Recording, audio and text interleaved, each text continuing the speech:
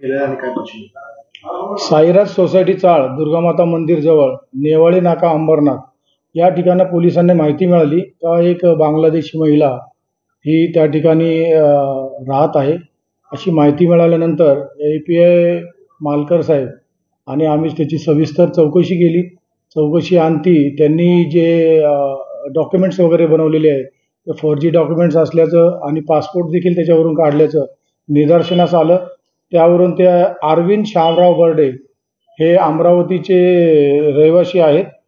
त्या ठिकाणी त्यांनी अंजली शामराव बर्डे या महिलेशी, जी महिला तिचे 3 मुलांसह भारतामध्ये आली होती बांगलादेशीवरून, आणि ती आल्यानंतर तिने त्या अरविंद बर्डे यांच्याशी लग्न केलं.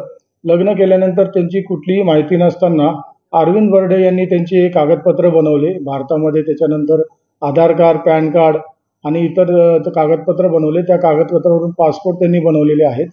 आणि ते पासपोर्ट बनवल्यानंतर त्यांनी ही जी माहिती आहे ती खोटी माहिती सादर करून सगळे पासपोर्ट बनवल्यानंतर त्यांनी कतार, त्यानंतर आता बांगलादेशमध्ये त्यांची नेहमी येणं जाणं आहे अशी एकंदरीत माहिती मिळालेली आहे. अंजली शेख ही बांगलादेश मध्ये राहते याबाबतच्या पुराव्यासाठी तिचा पासपोर्टवर बघितलं असता तर तिथं तिची बांगलादेशी सिग्नेचर वगैरे आहे. त्यानंतर तिने जे कागदपत्र सादर केलेले आहेत चौकशी दरम्यान, तर ते कागदपत्र हे अंजली बर्डेने ट्रान्सफर सर्टिफिकेट दाखल केले, सादर केलेले आहे ते हावडा पश्चिम बंगाल येथील आहे जन्मदाखला. आणि पासपोर्टवर त्यांनी तिचा जन्मदाखला हा कोलकाता दाखवलेला आहे.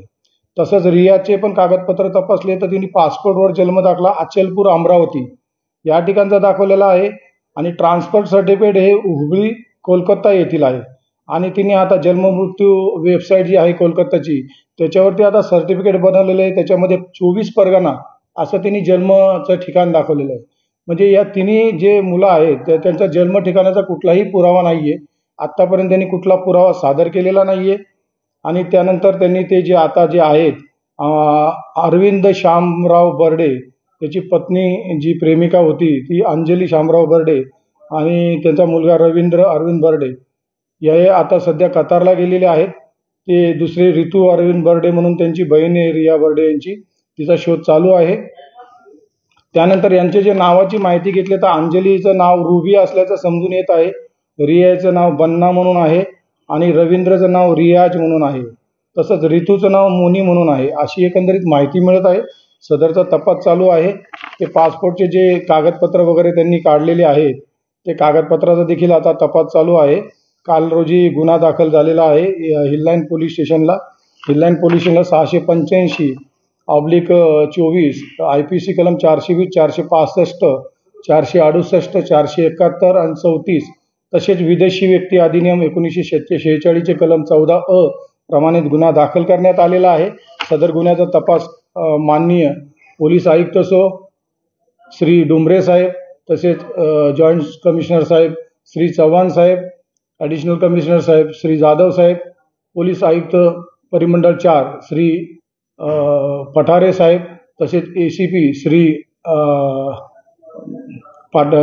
ACP श्री वराडे साहेब यांच्या मार्गदर्शनाखाली सदरचा तपास आम्ही स्वतः करीत आहोत. सदर गुन्ह्याचा अधिक तपास चालू आहे. सदर महिला ही किती वर्षापासून या ठिकाणी राहत होती, वास्तव्यास होती आणि हे डॉक्युमेंट कोणाकडून बनवले? सदरची महिला ही त्या ठिकाणी सध्या 2 वर्षापासून राहत आहे असं समजून आलेलं आहे. त्याचा तपास अजून अद्याप पूर्ण झालेला नाही. आणि ते डॉक्युमेंट जे वापरलेले आहेत त्यांनी पासपोर्ट काढण्यासाठी वापरलेले आहेत, अजून शाळेमध्ये ॲडमिशन करण्यासाठी वापरलेले आहेत, अजून कशासाठी वापरलेले आहेत याचा सविस्तर तपास अजून चालू आहे. त्याच्या संदर्भामध्ये तपास चालू आहे. कोणाकडून बनवले डॉक्युमेंट? नाही, कोणाकडून बनवले या संदर्भामध्ये काल गुन्हा दाखल झालेला आहे. त्या तपासामध्ये जशी माहिती मिळेल त्याप्रमाणे आपल्याला माहिती दिली जाईल. याच्यामध्ये ती फोन व्हिडिओमध्ये काम करायचे या संदर्भात काय तुमच्याकडे माहिती आहे? नाही, फोन व्हिडिओमध्ये काय काम करायची किंवा तिचे वेबसाईट्स वगैरे आहेत, त्यानंतर तिचे काहीतरी अश्लील व्हिडिओ फोटोच्या सुद्धा वेबसाईटवरती काम करते अशी माहिती आम्हाला प्राप्त झालेली आहे. त्याप्रमाणे आम्ही सध्या तपास करीत आहोत त्याच्यामध्ये. यामध्ये एक मोठ्या व्यावसायिकचं नाव येतं, राजचंद्राचं नाव येतं, वारंवार येतं की त्यांच्या प्रोडक्शनमध्ये काम करायचे. या संदर्भात काय माहिती? नाही, अजूनपर्यंत सदरबाबतची काही सविस्तर माहिती मिळालेली नाहीये. सदरची माहिती मिळाल्यानंतर ती आपली माहिती आपल्याला कळवण्यात येईल.